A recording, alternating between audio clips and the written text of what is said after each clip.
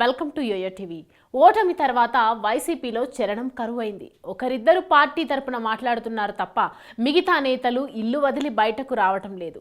Party అధినేత జగన్ రాష్ట్రంలో కంటే బెంగళూరులోనే ఎక్కువగా ఉంటున్నారు. దీంతో పార్టీని దగ్గరుండి ప్రక్షాళన చేసేవారే కరువయ్యారు.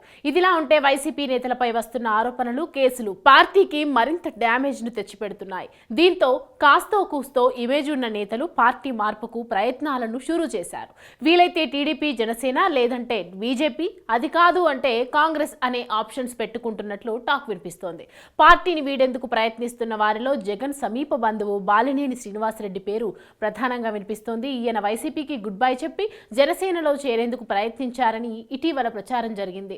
ఆయన ఈ ప్రయత్నాలు చేశారో లేదో కానీ బాలినేనికి జగన్ వద్ద ప్రాధాన్యత తగ్గడం, వైసీపీ అధికారం కోల్పోవడం, పలు అవినీతి అక్రమాలకు పాల్పడ్డారనే ఆరోపణలతో ఆయన పక్కచూపులు చూస్తున్నారనే ప్రచారానికి బలం చేకూరినట్లు అయింది. జనసేనలో చేరేందుకు ప్రయత్నించినప్పటికీ బాలినేని పైనున్న ఆరోపణలతో డోర్స్ క్లోజ్ అయ్యాయన్న టాక్ వినిపించింది. అయితే ఎన్నికల తర్వాత మొదటిసారి ఒంగోలుకు వెళ్లారు. ఇప్పటికే వైసీపీ జిల్లా అధ్యక్ష బాధ్యతలను చెవిరెడ్డికి అప్పగించాలనే అధిష్టానం నిర్ణయాన్ని బాలినేని తీవ్రంగా వ్యతిరేకిస్తున్నారు. వైసీపీ అధికారంలో ఉన్నప్పుడు కూడా స్వపక్షంలో విపక్షంలా వ్యవహరించిన బాలినేనిని మంత్రివర్గ పునర్వ్యవస్థీకరణలో నాడు జగన్ పక్కన పెట్టారు. ఈ ఎన్నికల్లో మాగుంట శ్రీనివాసులు రెడ్డికి మరోసారి ఎంపీ టికెట్ ఇవ్వాల్సిందేనని జగన్ పై ఒత్తిడి తెచ్చినా నిరాకరించడంతో మాగుంట టీడీపీలో చేరి గెలుపొందారు. ఇవన్నీ తనకు పార్టీలో జరిగిన అవమానాలుగా బాలినేని ఫీల్ అవుతున్నారు.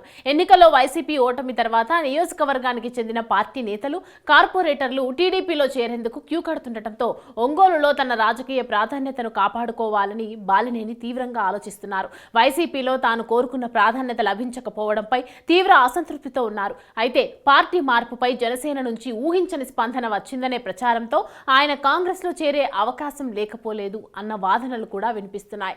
ఏపీలో బలపడేందుకు షర్మిల నేతృత్వంలో కాంగ్రెస్ సీరియస్ గా వర్కౌట్ చేస్తోంది. మాజీ కాంగ్రెస్ నేతలను మళ్లీ పార్టీలోకి తీసుకురావాలని ప్లాన్ చేస్తోంది. ఇందులో భాగంగా పలువురు మాజీ మంత్రులపై కాంగ్రెస్ ఫోకస్ పెట్టింది. బాలినేని కూడా ఈ జాబితాలో ఉండొచ్చునని అంటున్నారు. కానీ ఆయన ఏ నిర్ణయం తీసుకుంటారు అనేది సర్వత్రా ఆసక్తి రేపుతోంది.